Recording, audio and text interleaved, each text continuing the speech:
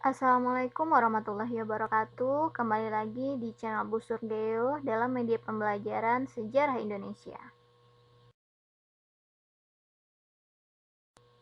Pada video kali ini kita akan membahas tentang akhir masa pemerintahan Orde Baru. Simak videonya sampai selesai ya. Pemerintahan Orde Baru berhasil melaksanakan pembangunan nasional dan meningkatkan kehidupan ekonomi bangsa Indonesia. Akan tetapi, kekuasaan yang dipegang selama 32 tahun ternyata menimbulkan beberapa masalah di berbagai bidang kehidupan. Hal ini diperburuk dengan praktik korupsi, kolusi, dan nepotisme atau yang sering kita kenal dengan KKN yang merajalela di berbagai bidang. Nah, pertama dalam bidang politik. Pemerintah Orde Baru menjalankan pemerintahan sentralistik. Dominasi pemerintah Orde Baru dalam politik semakin kuat. Golkar menjadi pendukung utama kekuatan Orde Baru yang selalu memberikan kemenangan bagi pemerintahan Orde Baru dalam pemilu. Selain itu, praktik korupsi, kolusi, dan nepotisme berkembang pesat. Oleh karena itu, tidak mengherankan jika pemerintah Orde Baru mampu bertahan hingga 32 tahun. Kemudian dalam bidang hukum, pemerintah Orde Baru memiliki kekuasaan yang sangat besar. Akibatnya, seringkali terjadi pelanggaran tanpa mampu menghukum pelakunya, karena yang bersangkutan seorang pejabat pemerintah Orde Baru. Nah, kemudian dalam bidang sosial, pembangunan yang tidak merata menimbulkan kesenjangan antara pusat dan daerah, serta kesenjangan antara yang kaya dan yang miskin. Selanjutnya dalam bidang ekonomi.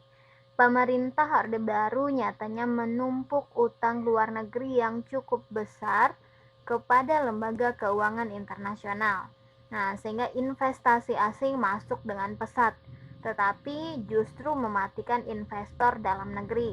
Di sisi lain, praktik KKN yang terjadi di bidang ekonomi mendorong para investor menarik kembali modalnya.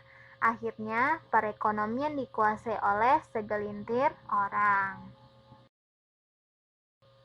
Kemudian dalam bidang militer, pemerintah Orde Baru berhasil mendapat dukungan militer.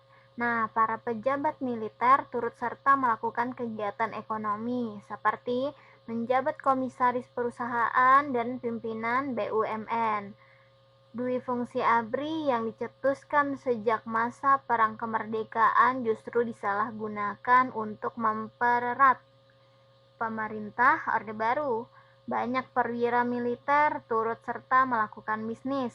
Mereka memanfaatkan kedudukan militer untuk memperkuat bisnis mereka. Pengusaha yang tidak memiliki kedekatan dengan mereka pun akhirnya banyak yang kalah dalam berbisnis. Semakin menguatnya peran negara dalam berbagai bidang kehidupan juga berdampak terhadap kehidupan demokrasi di Indonesia. Kebebasan bersuara dan mengeluarkan pendapat pada masa Orde Baru dikontrol oleh pemerintah. Nah, pemerintah membatasi kebebasan bersuara dan mengeluarkan pendapat atau kritikan terhadap pemerintah. Apabila hal itu dilakukan, tidak jarang terjadi penangkapan terhadap mereka yang dianggap melakukan makar, seperti jurnalis Muchtar Lubis. Sehingga pers banyak dibrandol oleh pemerintah Orde Baru seperti Sinar Harapan tahun 1971 dan 1986. Kemudian Nusantara tahun 1974, Abadi 1974, Indonesia Raya 1974, kemudian The Jakarta Times 1974, Pedoman 1974, Wenang 1974, Pemuda Indonesia 1974, Express tahun 1974, kemudian ada Suluh Berita 1974, Mahasiswa Indonesia tahun 1974, Indonesia Post 1974, kemudian ada Gaya 1976, Kompas 1978, Tempo 1982, Fokus 1984, dan Prioritas tahun 1987. Pada tahun 1997, Indonesia mulai terkena dampak krisis moneter yang berawal di Thailand. Nah, nilai tukar rupiah terhadap dolar merosot tajam. Jika pada Juli 1997 nilai tukar rupiah terhadap dolar sekitar 2.430 rupiah per 1 dolar. Pada tahun 1998 nilai tukar rupiah menjadi 16.000 rupiah per 1 dolar. Nah, sehingga beberapa bank mengalami masalah keuangan, sehingga terpaksa ditutup. Untuk mengatasinya, pemerintah Orde Baru membentuk Badan Penyihatan Perbankan Nasional untuk mengatasi masalah perbankan dan memberikan bantuan likuiditas Bank Indonesia atau disingkat dengan BLBI. Kebijakan ini menimbulkan kritikan karena dianggap terlalu memberikan kemudahan bagi para konglomerat perbankan dan menyengsarakan rakyat kecil yang terkena dampak krisis moneter. Nah, pada investor pun banyak yang menarik modalnya di berbagai proyek pemerintah yang mengakibatkan terhambatnya pembangunan. Sementara itu, rakyat semakin susah karena harga kebutuhan yang melambung tinggi. Nah, menjelang tahun 1988, kondisi politik dan ekonomi Indonesia semakin memburuk. Presiden Soeharto belum berhasil menemukan kebijakan untuk menyelesaikan permasalahan politik dan ekonomi bangsa Indonesia saat itu. Nah, Presiden Soeharto menolak bantuan ekonomi IMF dan memilih untuk mencalonkan diri kembali sebagai Presiden RI ke-7. Nah, hal ini memicu reaksi keras dari masyarakat. Nah, aksi demonstrasi pun mulai marak di berbagai daerah. Pada tanggal 12 Mei 1958, terjadi aksi demonstrasi besar-besaran di Jakarta.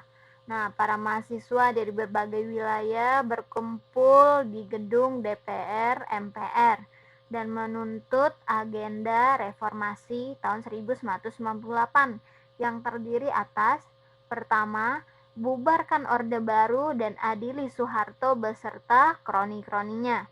Kemudian yang kedua, hapuskan Dwi Fungsi ABRI. Yang ketiga, amandemen Undang-Undang Dasar 1945. Yang keempat, hapuskan praktik KKN, korupsi, kolusi, dan nepotisme. Kemudian yang kelima, tegakkan supremasi hukum dan HAM.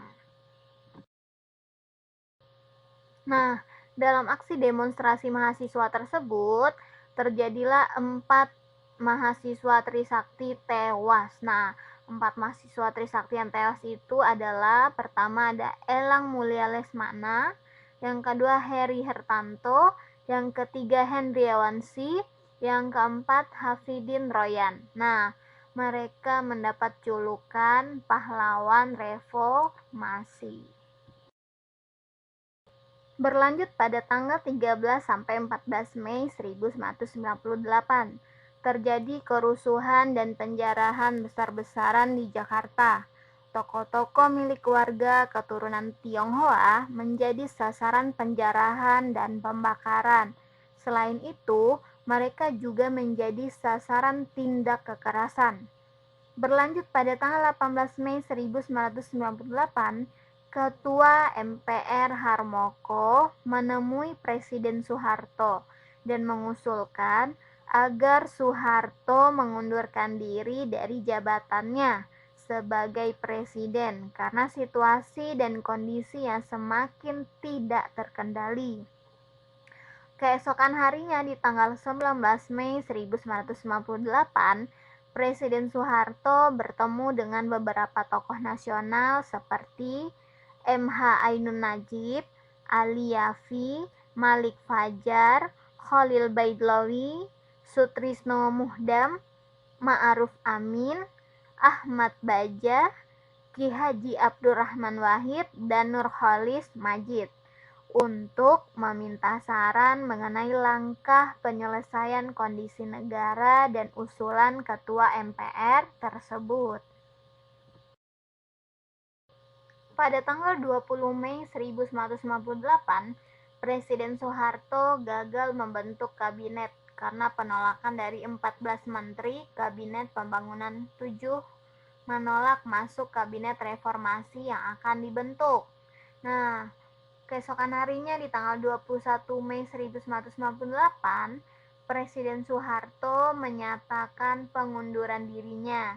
Nah, Wakil Presiden B.J. Habibie menggantikan kedudukannya sebagai Presiden RI sambil merencanakan pemilu selanjutnya. Nah, pengunduran diri Presiden Soeharto menjadi tanda berakhirnya masa pemerintahan Orde Baru di Indonesia. Dengan berakhirnya pemerintahan Orde Baru, maka Indonesia memasuki masa reformasi.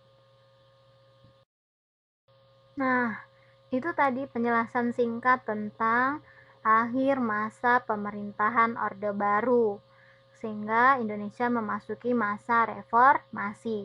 Semoga penjelasan video ini bisa kalian pahami dan dimengerti. Semoga bermanfaat. Terima kasih atas perhatiannya. Assalamualaikum warahmatullahi wabarakatuh.